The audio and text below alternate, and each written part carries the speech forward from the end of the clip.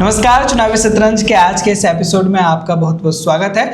आज हम बात कर रहे हैं सर, जो सबसे एक चर्चित सीट रही है पश्चिमी उत्तर प्रदेश की सरदना सीट पर कल बसपा ने एक अपना कार्यकर्ता सम्मेलन किया, जिसमें जो भीड़ थी, जो हुजूम था, आप सोशल मीडिया के प्लेटफॉर्म्स पर देखिए, अखबारों की सुर्खियों में देखिए, वो वाकई अप्रत्याशित था।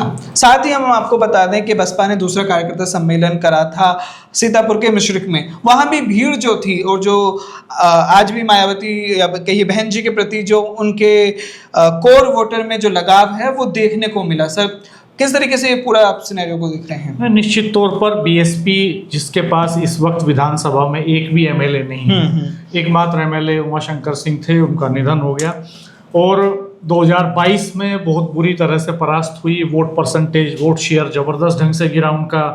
और इस बार भी ये माना जा रहा था कि शायद बसपा मेन फाइट में नहीं आएगी, लेकिन जिस तरह से बसपा कैंडिडेट्स डिक्लेयर कर रही है, सोशल इंजीनियरिंग बना करके उसके कार्यकर्ता सम्मेलनों में जिस तरह से भीड़ जुट रही है, वो संगठन को रिशफल कर रही है, तो उससे वो परसेप्शन टूट रहा है कि बसपा फाइट में नहीं है। जिन सीटों पर भी बसपा ने अभी तक प्रत्याशी उतारे हैं, उन सब में बसपा मजबूत प्रत्याशी लेकर के आई है, भीड़ अच्छी जुट रही है। और अभी 25 तारीख को शायद गौतम बुद्ध नगर में भी प्रत्याशी घोषित करने जा रहे हैं। वो आप खुद ग्राउंड पे थे वहाँ, हमारे साथी वैभव और कपिल भी वहाँ दोनों मौजूद थे। हम वैभव से भी चाहेंगे कि पहले आप दोनों इस सीट में का जो एनवायरनमेंट था उसको थोड़ा जो हमने वहाँ ग्राउंड पर देखा, हमारे साथी वैभव हमारे साथ थे। हम लोग सुबह से ही इस पूरे एरिया को कवर कर रहे थे और हमने हर एक सिनेरियो से, सर हम लोग सुबह से वहाँ मौजूद थे। और जब लास्ट तक ये रैली, वैभव आप आ जाइए, जब हमने ये लास्ट तक रैली देखी है, जो शुरुआत में जो शुरू से ही भीड़ शुरू हो रही थी, वो आप समझिए दोपहर तक कुर्सियां फुल भर गई थी।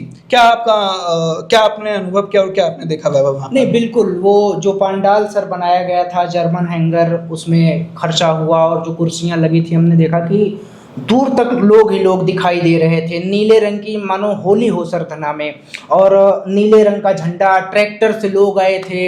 एक भी गांव ऐसा नहीं बचा था जो वहां पर कार्यकर्ता कह रहे थे, माइक से लगातार अनाउंसमेंट हो रहा था कि बहुत सारे लोग आए हैं। किसी ने अनाउंस किया कि 25,000 की संख्या जो है वहां पर मौजूद है। तो लोग तो काफ़ी थे, अलग अलग तरह के लोग, आपको अलग अलग जाति के लोग वहां पर थे, अलग अलग धर्म के लोग वहां पर थे। और एक प्रकार से देखा जाए तो अलग, आप देखिए कि उनका जो पहनावा था, कोई नीले रंग में अपना रंगाई करके आया है, पूरी शरीर नीले रंग की, बिल्कुल, और तरह तरह के लोग वहां पर मौजूद थे। तो एक अच्छी संख्या नीले रंग के लोगों ने ट्रैक्टर स्पेसिफिक, विनीत भराला सर जो वहां से कैंडिडेट घोषित किए गए बसपा द्वारा, उन्होंने जो एंट्री ली वो खुद एक नीले रंग पर। तो कलर का जो सिंबलाइजेशन यूज किया गया है, बाहर भी जो लोग खड़े थे उनके ट्रैक्टर नीले ही थे। मतलब एक तरीके से कलर के जरिए जो लगाव दिखाने की कोशिश थी वो था। वैभव, आपने इतने लोगों से बात की, कैसा लगा बसपा के प्रति आपको लगा लोगों में जो वहां आए थे कोर वोटर्स? नहीं, बसपा का जो वोटर है सर, वो एक प्रकार से ऐसा है कि हमने जितने भी लोगों से बात किया, कुछ ऐसे बुजुर्ग मिले जिन्होंने कहा कि बसपा, मैंने सवाल पूछा उनसे, मैंने उनसे कहा कि जो है मायावती, जो अब इनका एक भी विधायक नहीं है, लोकसभा में अस्तित्व लोग कहते हैं खत्म हो रहा है, सवाल काफी उठते हैं सोशल मीडिया में, ऐसे में आपको भरोसा है कि मायावती जो है अभी वापसी करेंगी? उनका जवाब सीधा था कि भरोसा नहीं, विश्वास है, 100% मायावती आएंगी। और उनके जो चेहरे का जो एक्सप्रेशन था वो देखने लायक था कि उनको आज भी विश्वास है कि मायावती आएंगी। वो गिनाने लग गए कि मौजूदा सरकार में कितनी खामियां हैं, वो बताने लग गए कि साहब हमारे बेटों को रोजगार नहीं मिल रहा है, वो बताने लग गए कि हमारा जो है घर वो कच्चा पड़ा है। तो हमने सवाल किया कि ये सब कैसे सुधरेगा, तो बोले इसी पंचवर्षीय में सुधर जाएगा, क्योंकि मायावती जो है बहन जी हमारी, वो मुख्यमंत्री बनने जा रही हैं, 5वीं बार मुख्यमंत्री बनने जा रही है। तो लोग अभी भी यकीन है, उत्साह है लोगों में, और खासकर जो उनका दलित तबका है, दलित वोट है, जो बहुजन वोट है, वो आज भी जो है मायावती के साथ खड़ा है। ऐसी सरधना की रैली वाली जो भीड़ थी, जो कार्यकर्ता सम्मेलन था, उसे देखकर समझा जा सकता है। और देखिए, जो प्रत्याशी घोषित हुए हैं सरधना से, उन्होंने भी इस पूरी पॉलिटिक्स को और इंटरेस्टिंग बना दिया है। हम ग्राउंड पे थे तो हम लोगों से बात कर रहे थे, लोग गन्ने के मूल्य पर बात करने लगे। साहब आप देखिए, किसान मजदूर वर्ग जो वहाँ पर है, उन्होंने कहा कि गन्ने का जो मूल्य इस दौरान रहा उसमें पिछले 10 सालों में केवल 20 रुपए की बढ़ोतरी की उन्होंने बात की, जो अभी कुछ दिन पहले सरकार ने करा है। उन्होंने कहा कि जब मायावती मुख्यमंत्री थी तब उन्होंने एक पूरे तरीके से पैसे बढ़ाए गन्ने के ऊपर और उस महंगाई से बचाव हुआ। आप इस पूरे इलाके को, विशेष रूप से पश्चिमी उत्तर प्रदेश को, जाटलैंड या जाटों की एक भूमि के रूप में देखा जाता है। विनीत भराला खुद, कितना प्रभाव उनका रहेगा? देखिए, ये तो भविष्य की बातें हैं कि क्या ये गठजोड़ जो बना है ये स्ट्रोंग होता है कि नहीं होता है, और इस गठजोड़ में मुस्लिम्स कितना एफिलेट होते हैं इस पे डिपेंड करेगा। अभी चुनाव दूर है, तो चुनाव तक बहुत इक्वेशंस बनेंगे, बिगड़ेंगे। अभी आज़ाद समाज पार्टी का कैंडिडेट भी आना है, ओवैसी का कैंडिडेट भी आना है, और सपा कांग्रेस के गठबंधन से तो संभवतः अतुल प्रधान ही उनके कैंडिडेट होंगे, चूंकि दादरी में अखिलेश यादव ने ये कहा कि अतुल अपनी सीट से तो लड़ेंगे ही, दूसरों को भी जिताएंगे। अतुल 3 चुनाव लड़ चुके, वहां से तीसरा चुनाव वो जीते थे 2022 में। भारतीय जनता पार्टी में जरूर कशमकश है टिकट को लेकर के। वहाँ संगीत सोम 2 बार एमएलए रहे, पिछला चुनाव वहाँ से लूज किया उन्होंने। वो दावेदार हैं, प्रबल दावेदार हैं, और वो पूरे 5 साल इस पूरे टेन्योर में अतुल प्रधान के साथ जमीन पे लड़ते हुए दिखाई दिए हैं। उन्होंने तमाम रैलियाँ, जनसभाएं की हैं, कंट्राडिक्शंस हुए हैं इस बीच में बहुत सारे। इसके अलावा कई सारे और कैंडिडेट्स हैं। ठाकुर विजयपाल तोमर वहाँ से एमएलए रहे, उनके बेटे दावेदार हैं वहाँ से। ठाकुर विजयपाल राज्यसभा में भी रहे, उड़ीसा के प्रभारी हैं, भाजपा के किसान मोर्चा के राष्ट्रीय अध्यक्ष भी वो रहे। इनके अलावा वहाँ से एक कैंडिडेट के तौर पर उत्कर्ष पुंडीर भी हैं, प्रोफेसर रविंदर पुंडीर के बेटे। प्रोफेसर साहब वहाँ से कई बार एमएलए रहे, और उनके बेटे भी इस समय प्रोफेसर हैं एग्रीकल्चर यूनिवर्सिटी में, एक्टिव हैं, सौम्य हैं, सरल हैं, तो वो भी वहाँ से एक दावेदार हैं। इनके अलावा ठाकुर आशीष प्रताप सिंह वहाँ से दावेदार हैं, और शिव कुमार राणा जो पूर्व जिला अध्यक्ष हैं भारतीय जनता पार्टी के, 2 बार के जिला अध्यक्ष हैं, वहीं के रहने वाले हैं, सरदना के बड़े गांव रारधना के, तो वो भी एक बड़े दावेदार के तौर पे सामने आते हैं। टॉप लीडरशिप की पसंद में भी हैं वो, तो कई सारे चेहरों के नाम वहाँ पर आते हैं। तो भारतीय जनता पार्टी में जरूर टिकट को लेकर रस्साकशी होगी, लेकिन कुल मिलाकर के संगीत सोम अभी तक ये कोशिश करते रहे 5 साल में कि वही लड़ेंगे टिकट, ये परसेप्शन वो देते रहे। हालांकि भारतीय जनता पार्टी अलग तरह की पार्टी है, यहाँ मुरली मनोहर जोशी का टिकट कट जाता है, यहाँ यशवंत सिन्हा का टिकट कट जाता है, उनके बेटे का हो जाता है, यहाँ आडवाणी जी जो है मार्गदर्शक मंडल में चले जाते हैं। तो वो एकदम अलग तरह की, अलग कल्चर की पार्टी है। तो भाजपा का सीन अभी क्लियर होना बाकी है, लेकिन कुल मिलाकर के जिस तरह का की एंट्री बसपा ने वहाँ मारी है, उसके बाद एक हलचल पैदा हो गई है, और लोग ये कहने लगे हैं कि क्या 2007 रिपीट हो जाएगा, क्या ट्रायंगुलर फाइट होगी, क्या ये जो भीड़ इकट्ठा हुई है, और जो विनीत भराला का जो cast combination social engineering Mayawati ने बनाई है बहन जी ने, इसके बाद क्या भाजपा अपनी रणनीति में कोई बदलाव करेगी? क्या ये सीट बीजेपी और आरएलडी के गठबंधन में आरएलडी के खाते में तो नहीं चली जाएगी? आरएलडी के खाते में चली जाएगी तो आरएलडी किसको लड़ाना प्रीफर करेगी? वहां से ठाकुर प्रत्याशी को लड़ाएगी कि जाट को लड़ाएगी? तो बहुत सारे फैक्टर्स अभी बाकी हैं जिन पर आने वाले समय में तस्वीर साफ होगी। और पॉलिटिक्स चूंकि बहुत अनिश्चितताओं का खेल है, कुछ भी फर्म नहीं होता, कुछ भी फिक्स नहीं होता। चुनाव लड़ते लड़ते राहुल गांधी अमेठी छोड़ के वायनाड चले जाते हैं, नरेंद्र मोदी गुजरात छोड़ के यूपी में बनारस चले आते हैं। तो पॉलिटिक्स में एवरीथिंग इज पॉसिबल। जैसे कहते हैं ना कि इश्क और जंग में सब जायज है, वैसे ही सियासत में भी सब कुछ जायज है। तो आखिरी वक्त तक कुछ लोग तो ये भी कहते हैं कि अतुल प्रधान को भी किसी और सीट से लड़ा सकते हैं अखिलेश यादव इस बार, लेकिन मुझे ऐसा कम लगता है। मुझे लगता है कि अतुल वहीं से लड़ेंगे। अगर अतुल प्रधान को कहीं दूसरी जगह से लड़ने का संकेत होता, तो जिस तरह से वो लगातार 5 साल से लगे हुए हैं, कास्ट वाइज सम्मेलन कर रहे हैं अलग अलग, वो शायद नहीं करते, नई जमीन पे काम करते, क्योंकि इंडिकेशन मिल जाता है नेता को। सर आप देखिए, जब हम लोग ग्राउंड पर बात कर रहे थे और खुद हमने जब विनीत से बात करी, विनीत भराला से, उन्होंने मंच से कहा कि उनके इस टिकट में उनके पिता सत्यप्रकाश भराला की एक महत्वपूर्ण भूमिका रही है। जब वो बहन जी से मिलने गए, मायावती जी से मिलने गए, तो उन्होंने कहा कि तुम्हारे पिता की वजह से, और जब हम लोगों से ग्राउंड पर बात कर रहे थे, उनके प्रति आज भी लोगों में एक लगाव था, प्रेम था। आपने भी किसान समूह से बात की, क्या कैसे लगा कि क्या सत्यप्रकाश भराला जी की जो लेगेसी है उस पर? नहीं, वो हमने जब लोगों से बात किया तो एक वो तो दिखाई देता है उनके पिता के प्रति, जो लोग कहते हैं कि उनके पिता एक अच्छे व्यक्तित्व थे और गांव-गांव घूमकर जाटों में खासकर खूब पकड़ बनाई है, और सभी जातियों में एक प्रकार से जो उनके पिता के काम थे, 2 बार वो चुनाव भी लड़ते हैं, तो एक उनकी लेगेसी है, उसको लेकर के विनीत भराला वो भी गांव-गांव घूम रहे हैं, लोगों से मिल रहे हैं। हमने देखा कि सोशल मीडिया का ज़माना है, क्योंकि सब कुछ पब्लिक आ जाती है, रात में वो गांव-गांव जाते हैं, गली मोहल्लों में जाते हैं, लोगों को जिस तरीके से पैर छू रहे हैं, तो एक प्रकार से लोग इसको जोड़ के देख रहे हैं कि अगर पिताजी संघर्ष कर रहे हैं, जैसे एक व्यक्ति मुझे मिले कि मैंने उनसे पूछा कि आप कहाँ से आए हो, तो वो कहते हैं कि मेरी विधानसभा सिवाल खास है। मैंने कहा सिवाल खास से आप सरधना कैसे हैं? तो वो कह रहे हैं कि अच्छे आदमी के लिए तो हम कहीं भी चले जाएंगे, और उसके बाद वो गिनाते हैं कि ये और इनके पिताजी दोनों ही शानदार, इनके पिताजी शानदार व्यक्तित्व थे, और इसके बाद जब विनीत भराला जी आए हैं तो हम इनको सपोर्ट करने के लिए आएंगे, जरूर आएंगे, क्यों नहीं आएंगे। तो उनके पिता की जो लेगेसी है, जो विरासत है, उसको आगे बढ़ाने के लिए विनीत भराला यहाँ पर आए हैं।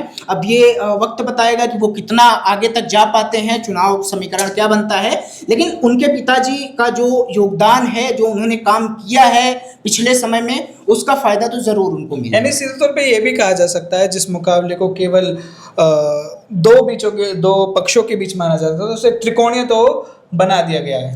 हाँ, निश्चित तौर पर अभी ऐसा लगता है। मैंने कहा जैसा कि चुनाव में काफ़ी वक्त है, हर पल चुनाव बदलता है, रेत की दीवार होती है चुनाव, ये एक जुमला है सियासत में।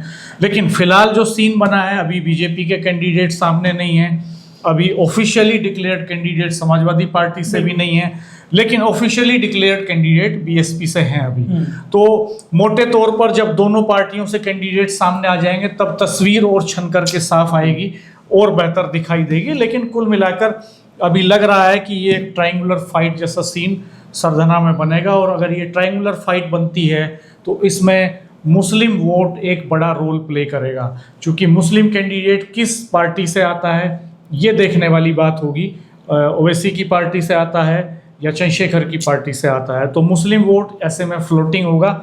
और कई सारे फैक्टर्स, जैसा मैंने कहा कि आरएलडी और बीजेपी का जो कोएलिशन है, उसमें किसके खाते में सीट रहती है, ये भी बहुत मायने रखने वाली बात होगी। इससे चीज़ें नए सिरे से इक्वेशंस बनेंगे।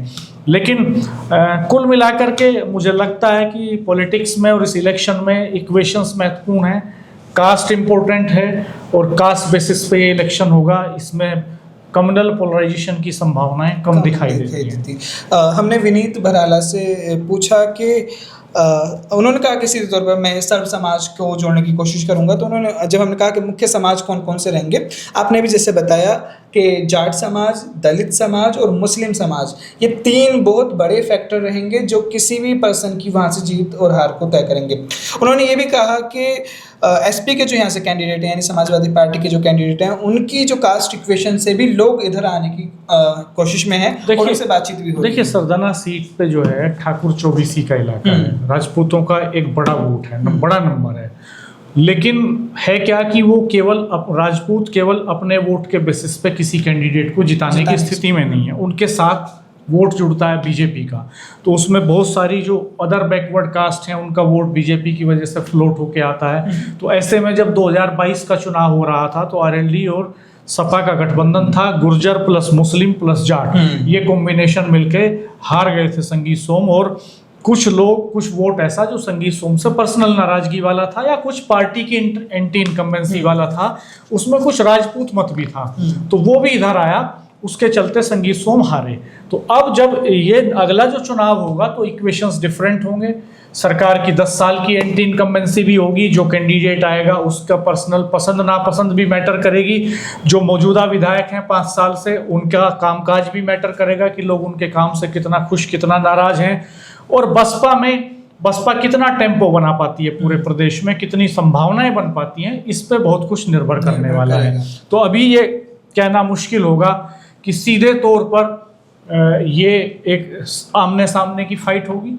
ये लग रहा है कि ट्रायंगुलर फाइट होगी, लेकिन कई बार ऐसा लगता है जैसे पिछली बार नगीना में लोकसभा में हुआ, आखिर तक फाइट बसपा और सपा और भाजपा में चल रही थी। चंद्रशेखर ने एंट्री ली और इक्वेशंस बदल चेंज हो गई।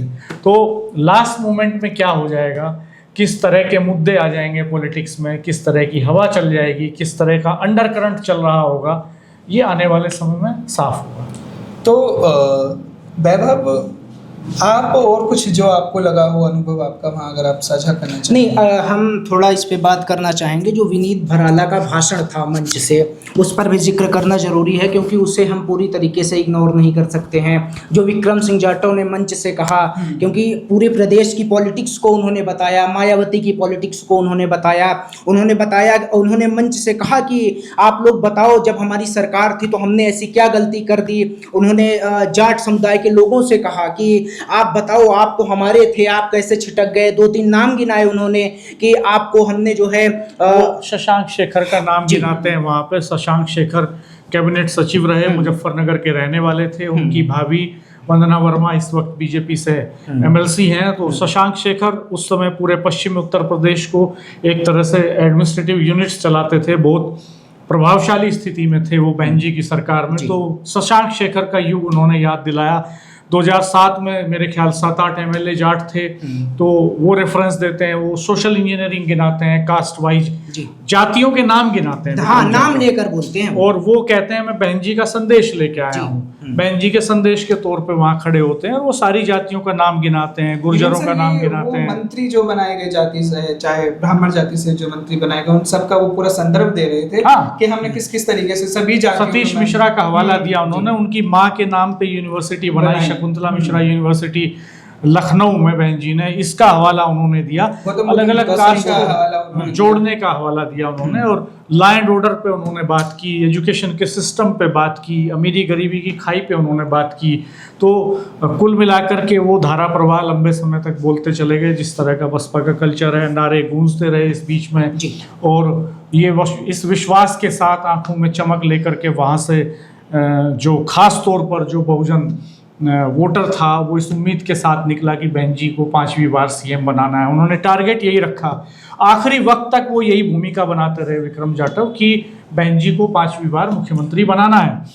अंत में जाके उन्होंने घोषणा की कि बहन जी ने विनीत भराला को यहाँ से प्रत्याशी बनाया है। फिर वो कहते हैं कि अगर आपको बहन जी को 5वीं बार सीएम बनाना है तो इन्हें यहाँ से जिता के भेजना होगा। ये एक चीज़ ये भी लगता है, लोग ये भी कहते हैं कि जब बहन जी मुख्यमंत्री बनी थी तो केवल 1-2 समुदाय नहीं बल्कि सर्व समाज बहन जी के साथ आया था। उसमें ब्राह्मण आए थे, उसमें हर वर्ग मिल करके बहन जी को मुख्यमंत्री। सोशल इंजीनियरिंग बनाई उन्होंने। दरअसल शुरू में उनकी सियासत जहाँ से शुरू होती है, तिलक तराजू और तलवार, उससे पहले कांशीराम जी के समय में चले जाएं तो पहला चुनाव हारने के लिए, दूसरा चुनाव जो है उपस्थिति दर्ज कराने के लिए, लड़ने के लिए, तीसरा चुनाव, पहला चुनाव हारने के लिए, दूसरा हराने के लिए किसी को, और तीसरा चुनाव जीतने के लिए। ये फॉर्मूला उनका था।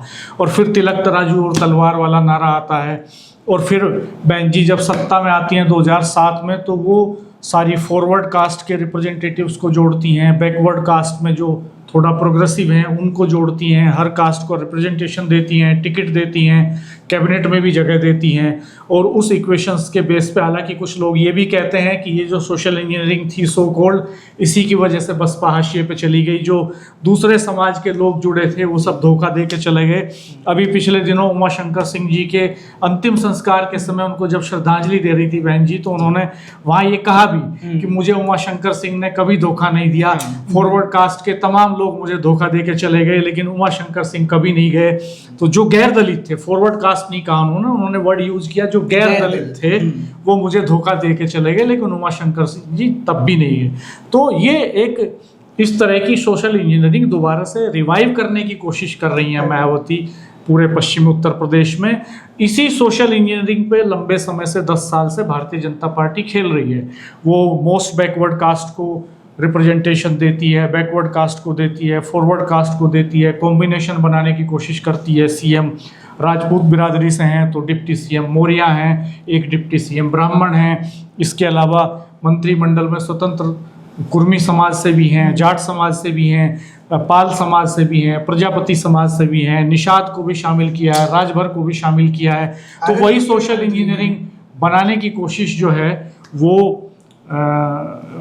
बीजेपी कर रही है लगातार लंबे समय से, और यही उसकी सफलता का भी राज है। लेकिन उस कॉम्बिनेशन के आगे जाना चाहती हैं बहन जी, जो मोटे तौर पे दिखाई देता है। विक्रम सिंह जाटव भाषण दे रहे थे, उन्होंने कहा कि विनीत भराला यहाँ के प्रत्याशी होंगे। उसके बाद जब वो भाषण देने आते हैं और यहाँ से मौजूदा विधायक और पूर्व विधायक पर निशाना साधते हुए नजर आए, उस समय उन्होंने ये भी कहा कि वो जो आप जातीय समीकरण की बात कर रहे हैं, उन्होंने ये कहा कि बेसिकली वो दलितों से कह रहे थे कि मैं अपने, चूंकि वो जाट समुदाय से आते हैं, तो वो ये कह रहे थे कि मैं अपने समुदाय को 90% आपके साथ मिला दूंगा। अर्थात वो कहना चाहते थे कि जो दलित वर्ग है उसके साथ हम जाट का कॉम्बिनेशन बनाएंगे। और सरधना विधानसभा में ये भी है सर कि दलित और जाट मिलकर के जिताने में, विधायक बनाने में अहम भूमिका निभाते हैं। दलित और जाट डिसाइडिंग नहीं हो सकते, जो मुझे लगता है वो, क्योंकि उनके साथ जब तक मुस्लिम का कॉम्बिनेशन नहीं बनेगा तब तक ये स्ट्रॉन्ग कॉम्बिनेशन नहीं बन पाएगा। ये डिपेंड इस पे करेगा कि विनीत भराला कितने जाटों को मोबिलाइज अपने साथ कर लेते हैं। दलित वोट बैंक तो बहन जी की वजह से एफिलेटेड रहेगा ही, और लेकिन चंद्रशेखर एंट्री मारेंगे तो वहां डिवीजन का खतरा रहेगा। तो उस डिवीजन को रोक पाए अगर विनीत, बसपा उस डिवीजन को रोक पाई, जाटों को कंसोलिडेट कर पाई, तो मुस्लिम्स को भरोसा होगा कि ये लड़ सकते हैं। तो ये भविष्य की बातें हैं, अभी ये इक्वेशंस बनेंगे और बिगड़ेंगे अभी। और कोई भी एक कास्ट वहाँ डिसाइडिंग सिचुएशन में नहीं है। अकेले जाट वहाँ किसी को नहीं जिता सकते। राजपूत 24 गांव 24 ही है, ठाकुर 24 ही, वो किसी अकेले को किसी को विधायक नहीं बना सकते। मुस्लिम्स अपने बूते अगर विधायक बना सकते होते तो इमरान याकूब वहां से जीत गए होते, हाजी याकूब वहां से जीत गए होते।